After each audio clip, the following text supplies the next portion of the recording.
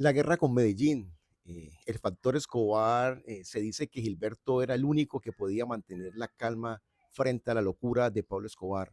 ¿Hubo en algún momento en que su padre estuvo a punto de rendirse o pactar con el cartel de Medellín? Bueno, realmente este episodio, mi padre sí lo manejó muy bien porque fue el que ganó. Realmente el cartel de Cali gana. Ahí hubo varias ayudas, ¿no? Entre esas el gobierno, el aparato paramilitar de Colombia también en- con los Castaño, se formaron los Pepes. Para derrotar a Pablo tenía que ser así. En un momento llegó a llamar, él llamaba, estando en plena guerra, llamaba a mi papá y le decía, entregame a Pacho Herrera y acabamos esta guerra. Él, él quería coger a Pacho Herrera, pues, por su cuenta, porque Pacho Herrera se vino de Medellín. Pacho Herrera fue el que le puso la bomba al edificio Mónaco, y Pacho Herrera, que fue del cartel de Medellín, pues se vino para Cali, y eso le dolió mucho a Pablo, porque pues Pacho tenía mucha información de él y era un tipo de Medellín. Entonces pues lógicamente que era un activo del cartel de Cali. Y él, la parte peligroso, Pablo, todo el tiempo, aunque hubo una palabra de hombre, hubo en esa guerra, que fue no tocar la familia, ¿sí? Sí. Pero pues ya al final ya se puso difícil. A mí me hicieron un atentado en la Universidad de Santiago de San Buenaventura. Entraron a llevarme, tenían un carro afuera con una caleta para llevarme, con esposas, con cloroformo, con sogas, con espadadrapo. Bueno, ya ellos, al final, cuando ya Pablo estaba enloqueciendo y que ya le tiraba todo, ya sí la vimos difícil. Nos mandó un video, un cassette de Betamax, donde nos tenía ubicados, donde echamos gasolina todos, donde quiénes eran los hijos de él, los carros, los escoltas, todo. Pablo tenía una inteligencia brava, sino que él no se atrevía, pues porque aquí en Cali también tenían más de 500 taxis, eh, al servicio del cartel, solo para informantes, para informar. Cuando llegaban los vuelos de Medellín, se quitaban todos los taxis del aeropuerto que eran particulares, y se metían los taxis que eran del cartel de Cali a recoger la gente que cogiera taxi de ese avión de Medellín que llegara. Ahí llegaban muchos de los que venían a hacer inteligencia, y toda esa gente quedaba expuesta a la seguridad del cartel de Cali, porque una vez se lo llevaban a interrogarlo y todo. Y bueno, muchos de ellos perdieron la vida por venir pues acá a darle información a Pablo, ¿no? Siempre estuvimos en riesgo. Gracias a Dios pues no hubo ninguna baja de acá de la familia, ni de los miembros del cartel de Cali. Y bueno, y se pudo coger a Pablo Escobar ya en un momento que ya está bastante acabado, puesto que ya se habían unido los Pepes con los Castaño, con el cartel de Cali, con el Estado, con todo. O sea, todos queríamos que Pablo eh, sucumbiera ante esto, ante esta arremetida de todo el Estado y todos los carteles. Entonces ahí fue cuando se descansó un poco, pero pues ese fue también el final del cartel de Cali, porque al terminarse el cartel de Medellín y morir Pablo, todos los entes del gobierno se vinieron para Cali a perseguirlos a ellos. Y ahí fue como en el 1995 terminaron cayendo, uno el 9 de junio y otro en agosto, terminaron cayendo al bloque de búsqueda. Así es. Vivir bajo amenaza. ¿Cómo se crece sabiendo que en cualquier momento un carro bomba de los extraditables podría terminar con su familia? Bueno, realmente nosotros pues vivimos una niñez, como le digo, pobre. Nosotros fuimos pobres, o sea, se lo puedo ratificar a cualquier persona que crea que fue que nosotros nacimos en cuna de oro, no. Yo soy el mayor, y hasta por ahí los 13 o 14 años me empecé a dar cuenta que mi padre empezó a conseguir dinero. Pero pues nosotros nunca tuvimos amenazas directas, sino ya cuando se formó ya a mi papá le tocó pues ya decirnos a nosotros que teníamos que andar muy escoltados, teníamos que andar, o sea, en los sitios que él decía, teníamos que, bueno, cumplir las órdenes de seguridad para poder sobrevivir. Y ahí suerte de ellos fue guardarse en las casas, cuando la cosa se ponía difícil había que hacerle caso a él porque pues él era el que manejaba todo el entramaje de esa seguridad que nos prestaban a nosotros y bueno, no fueron muchos los episodios donde realmente nos vimos amenazados.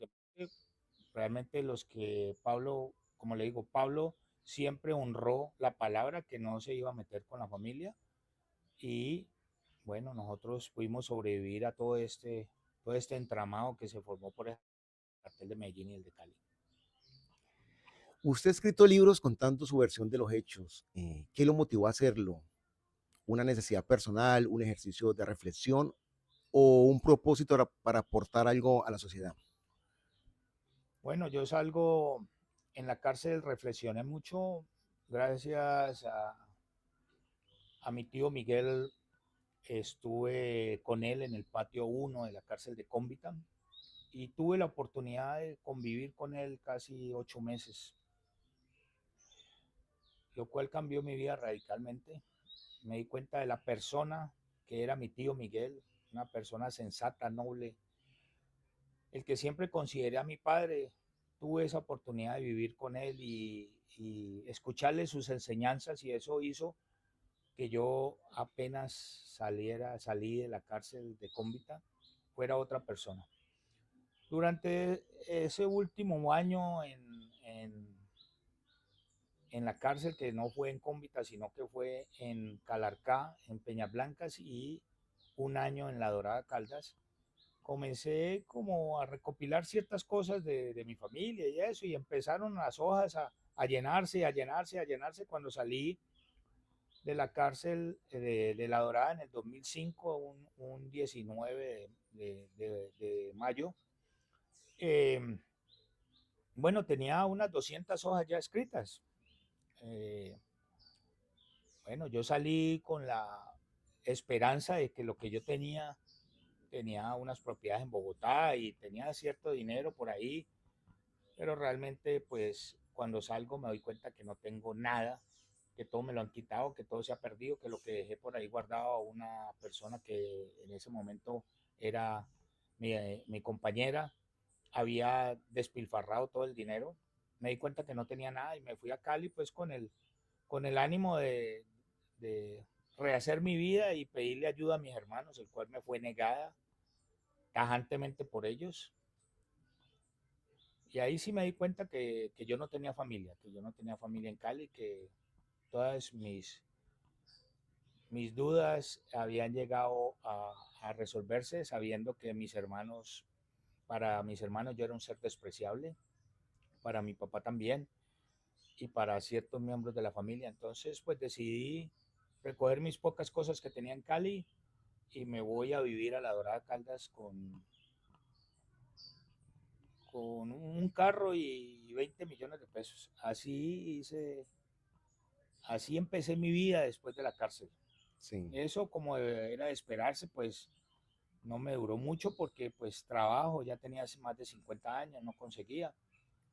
Pero bueno, mi propósito de vida empezó como a cambiar y dije, no, pues lo único que tengo para echar de mano es mi historia, lo que yo viví al lado del jefe del cartel de Cali y su familia. Entonces, pues saqué del baúl de los recuerdos de estas hojas que había escrito en la cárcel y llamé a, un, a una persona que se llama Alfredo Serrano, que es escritor también y periodista, y él me dio ciertas ideas y bueno, y ahí arranqué lo que fue el libro. El libro lo terminé en el 2007. Mi hermana se dio cuenta que estaba escribiendo este libro y me dijo que cómo se me ocurría hacer una cosa de esas. Y me citó en Bogotá, en el Andino, me citó para almorzar y hablar. Yo te cuento una cosa, de La Dorada me fui en un bus, llegué a Bogotá, no sé si con 50 o 60.000 pesos, y ella me dice que nos veamos en ese centro comercial andino, el cual yo no conocía, pero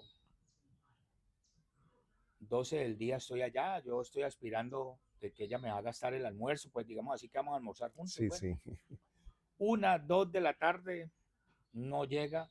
3 de la tarde, bueno, yo pedí un almuerzo. Yo dije, si no llega, pues no sé cómo hacer, pero pues voy a almorzar, tengo mucha hambre. Y ella llegó como a las 3:30, como si nada hubiera pasado, como si no fueran 3 horas y media que la había esperado, a darme cantaleta y a decirme que cómo se me ocurría a mí escribir un libro. Le dije, mira, Alessandra, lo estoy haciendo porque estoy aguantando hambre, esa es la realidad, o sea, no tengo de dónde. Y pues aspiro a conseguirme unos 50 o 60 millones de pesos, que era más o menos lo que yo pensaba que eso iba a dar.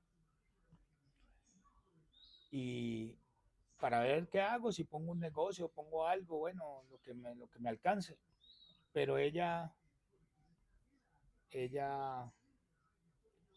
en su tosudez y que siempre ha creído que yo soy una persona despreciable, entonces no me dio una solución. Me dijo, le voy a pasar, ¿cómo vas a hablar, cómo vas a hablar de tus hijos y tu familia? Le dije, no, yo no estoy hablando de mis hijos.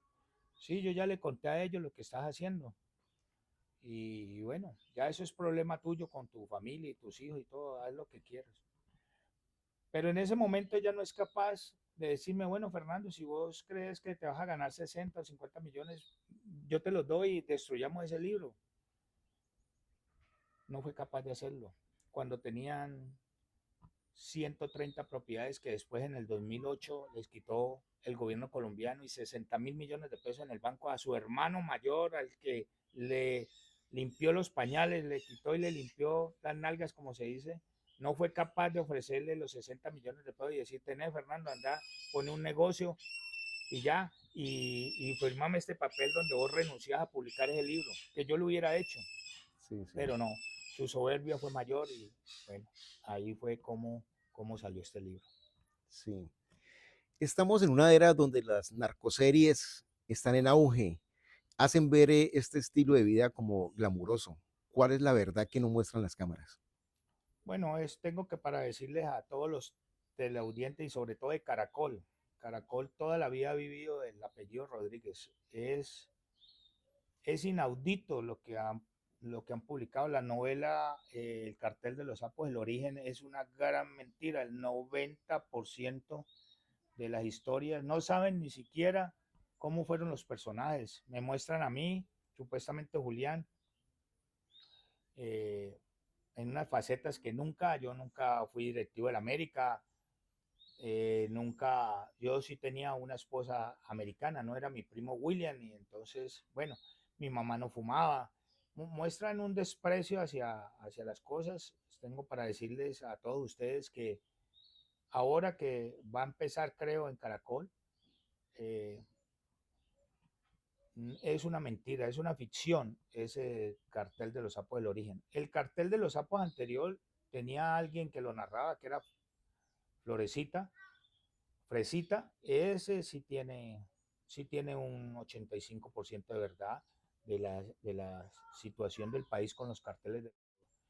Pero realmente lo que han dicho en muchos periódicos, en muchas revistas y en televisión, sobre todo en Caracol, es mentira. Sí. Fernando, ¿qué ha sido lo más difícil que le ha tocado vivir? Bueno, difícil en la vida casi es todo, sobre todo cuando se nace en una familia de esas. Como yo digo, uno no escoge la familia, nadie ha podido escoger su familia. Y yo escogí una que fue la que me tocó donde muy difícil. Pero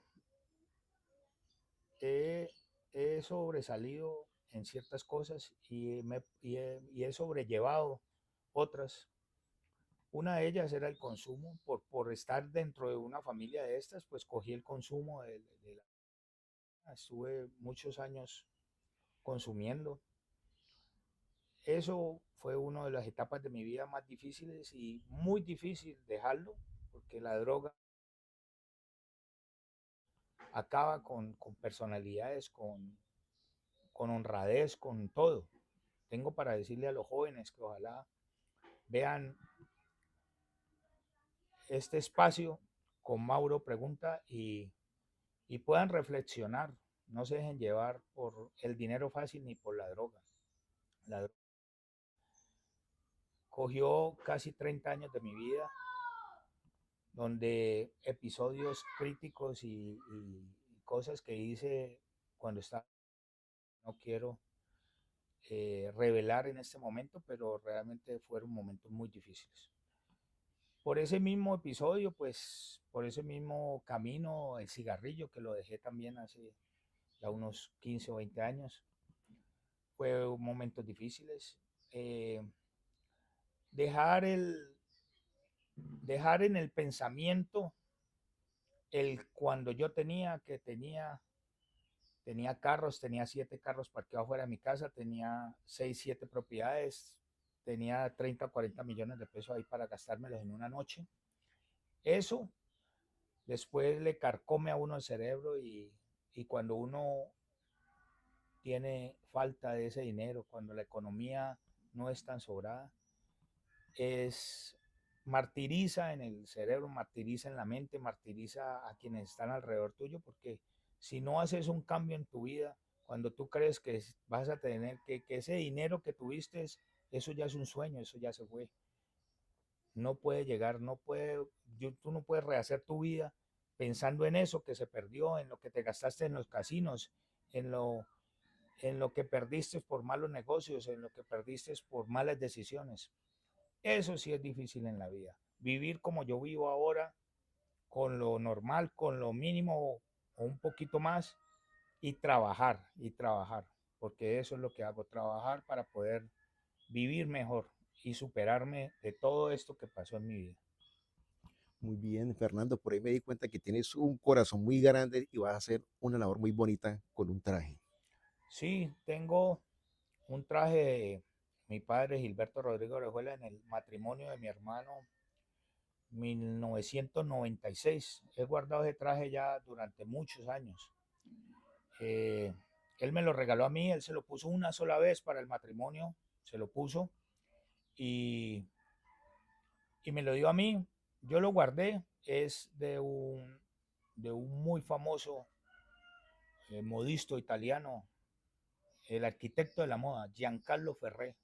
En esa época le costó a mi padre $18,000 ese vestido para usarlo una sola vez. A él fumaba y en la fiesta le cayó una pava del cigarrillo y le quemó aquí en el pantalón y por eso él me lo regaló. Yo lo mandé a tejer a la mejor tejedora que había en Cali de arreglo de eso y lo tengo todavía. Quiero subastarlo o si hay una persona interesada que me haga una oferta para ayudar a un centro que hay en el norte del valle donde están los perros y peluditos y los gatos callejeros que los acogen ahí realmente pues aguantan hambre esos pobres animales y yo quisiera poder vender esto, subastarle a alguien que lo quiera tener. Es más, le regalo unos zapatos que pertenecieron a mi padre de marca Bali, que si usted lo ve ahora en internet, unos zapatos Bali pueden costar entre 7 y 9 millones de pesos.